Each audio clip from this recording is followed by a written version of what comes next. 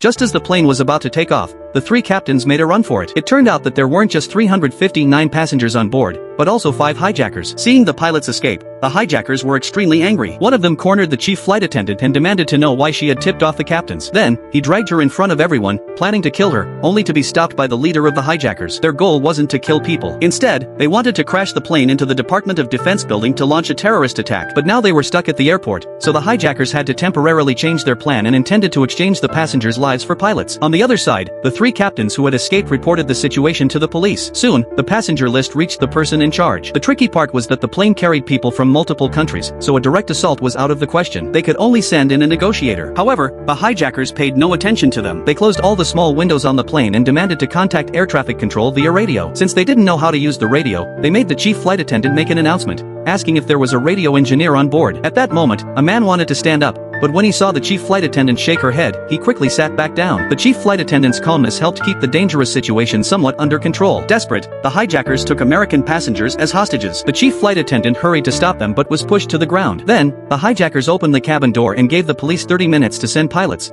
or they would start killing passengers. When the airline heard the news, they refused. If the hijackers got pilots, the situation would spiral completely out of control. The police had no choice but to think of another way. Soon, the time was up. Seeing that no pilots had arrived, the hijacker immediately shot and killed a passenger. The chief flight attendant, looking at the body on the ground, was so scared that she slumped to the ground. She walked into the restroom in a daze, washed the blood off her face, and gradually calmed down. She had to shoulder the responsibility of the chief flight attendant and protect everyone. Soon, the negotiator returned. He told the hijackers that there was a communications expert on board who could help them use the radio to talk directly to the police chief. The expert was immediately taken to the cockpit and successfully contacted the outside world. But the language barrier made the hijackers very irritable, and they could only shout loudly in broken English. Several hours passed, and the hijackers still couldn't wait for the pilots. With their patience exhausted, they planned to start killing passengers to force the police to compromise, and their first target was Americans.